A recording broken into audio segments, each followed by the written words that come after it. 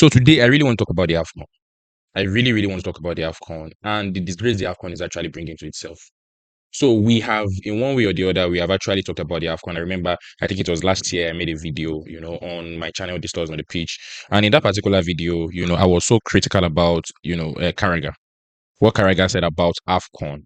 Although, from Carragher's point of view, Carragher was trying to say that, the coverage for AFCON, the acceptance for AFCON, and amongst many other things. That video is one of the most watched video on my Stars on the Pitch channel, right? It had a lot of views, a lot of opinion. People were angry, Africans and a host of that. They all give their opinion amongst other things, right? But this particular conversation, this that I want to talk about here, please permit me some time. This is going to be a little bit long or longer than usual. It's beginning to feel like Carragher might be right. Maybe not from his own angle, but from the fact that the Africans themselves really, really know what they want, or let me say, do the officials really understand the rules of the game? So today I'm going to be talking about AFCON. I'm going to be talking about why I think stripping away the title from AFCON, from Senegal, is a total rubbish. So if you're not up to speed with what is happening, look at what is on the screen. This has been everywhere. This has been making the rounds. This actually talks about the fact that the Confederation of African Football, that is CAF, has stripped Senegal of the African Cup of Nations for misconduct in the tournament. 58 days since the final. Now this basically is saying that, of course, we all understand what it says. We all understand what it says. The fact that AFCON and CAF has decided to actually strip the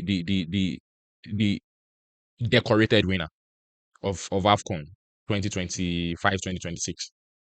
I've never seen this before. I've never imagine Greece, Spain, or whatsoever winning the Euro, and then the Euro Federation or whatever they have in Europe coming out to say that they are stripping without even themselves looking at the rules that they made. Because I'm still going to come to the rules. But before I come to the rules, let us talk about the basics. Let us talk about what really happened on that night, right? Because if we do not give consideration to what really happened on that night, we are going to be missing a lot on the conversation. So, timeline of event, because what really happened that night is very, very, it has no precedence in football history. I've never seen it before. Like I said, I'm still going to come back to the history. Now, so Senegal played Morocco, in the 2025 AFCON final. That is January 18th. Now we are in March, 2 months after, March 19th. As at the time I'm making this video, very early Lagos, Nigerian time. So during the game, Senegal scored, of course, a goal, which was wrongly disallowed. Nobody's talking about that. Nobody's prosecuting the officials for a wrongfully disallowed goal. Because, of course, Senegal actually scored, right? And the referee had no reason for disallowing that goal. So moving on from that, Morocco wins a penalty in the 90 plus 8 minutes. That was almost to the end of the match after disallowing Senegal's goal, right? Then the Senegal player, naturally, they would react. We saw it in the Champions League. Vinicius Junior, who did not want the play to continue anymore against Benfica because he felt like something has been done to him that he did not like, right? We all call this professional. We all call this, a professional business. But we do not want professionals to react when something has been done to them. So Senegal players obviously, refused to play and, they walked off the pitch for around 15 to 16 minutes. And within that time frame, a lot of things happened within that time frame. First things first, Sadio Mane was on the pitch. Or at least one player from Senegal was on the pitch. It wasn't the whole of the Senegal players that left the pitch. That is one. Then secondly, right, Senegal players now came back, through the influence of Sadio Mane.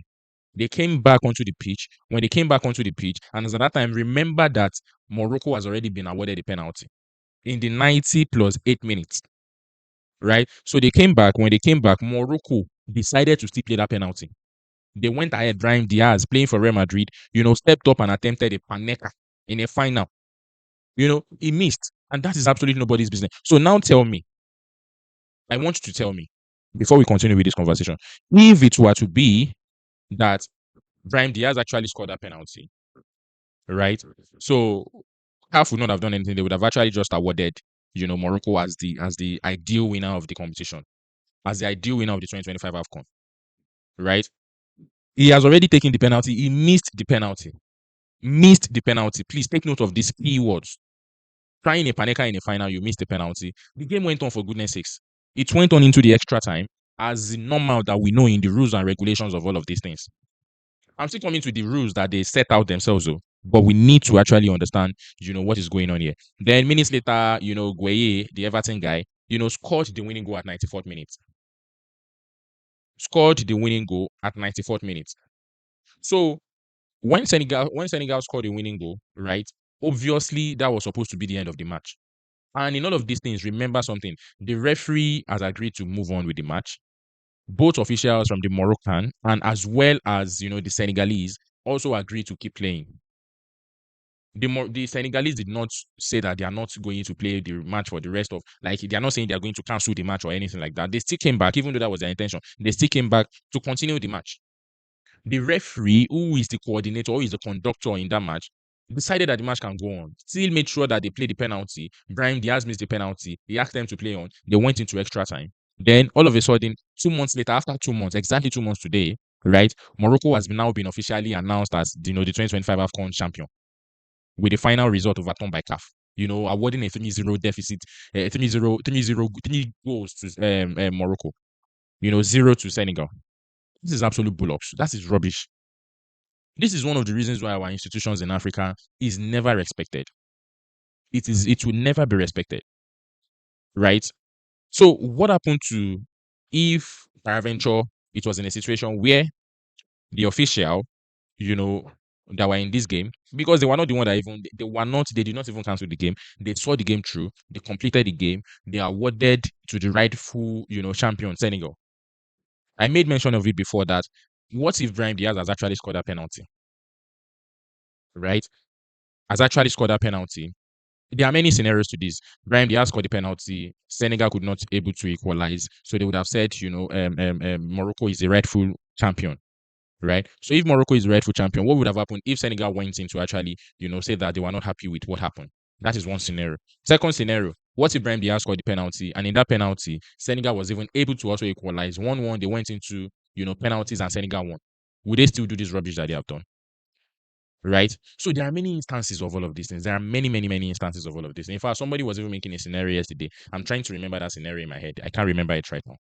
So before I remember that scenario, let us go and look at what the rule book says. The rule book that is being set by AFCON themselves, right? So looking at the rule books now, a moment for me, please. So the rule book says that what the rule says. It says the decision to strip Senegal of the title was based on specific article in the AFCON regulation.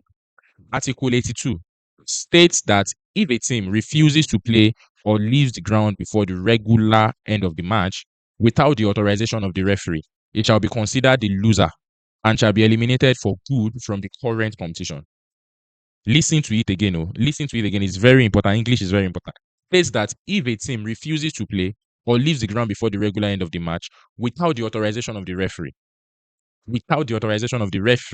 he shall be considered the loser and shall be eliminated for good from the current competition. The referee in this situation sanctioned that the match will continue.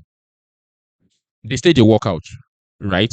But the referee sanctioned that the match should continue after consultation with both parties and even amongst the officials themselves. That is the referees themselves. The referee, the linesman, the VAR, the whatever. They all decided in good faith that the match is still in good standing and it can continue. Morocco agreed. They went on to play a penalty. So they did not say that, or the referee did not, they did not say that they are not good, they are never going to come back, right? And it wasn't like they stopped the match and the referee said, okay, we are no longer playing anymore. This rule would have worked as at that point in time. So the rules went on to say that is in Article 84 that specifies that anything violating Article 82 will lose the match by a scoreline of 3-0. That is actually what they applied to this rule.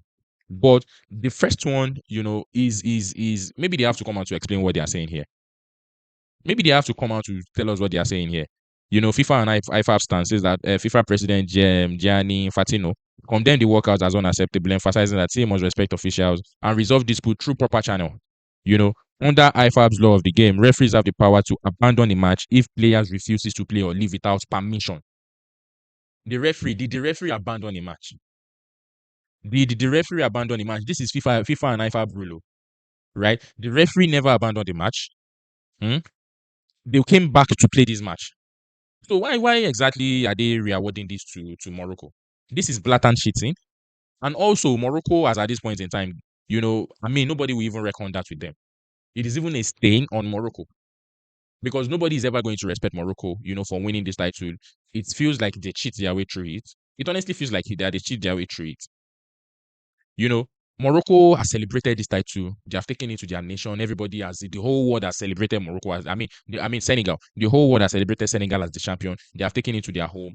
Everybody has seen actually what Senegal could do, and they have now been been termed as winning it. I think they won it. I can't remember, but they won it most recently, and now they have won it again. So, guys, I really want to hear from you. I want to hear your opinion. Let's have a conversation around this. Do you really think these are the standings we should still be having, at a competition as big as the AFCON? Because if we are still in positions like this, if we still find ourselves in situations like this, I can tell you for free that a lot of people are not going to respect AFCON, especially those from Europe that are even, talking about the fact that, maybe the AFCON is becoming more interesting than the Euro. So let's have a conversation. Please remember to drop your comments. Tell me if my analysis are flawed. If there is any particular thing you think I might have missed. I want to hear from you.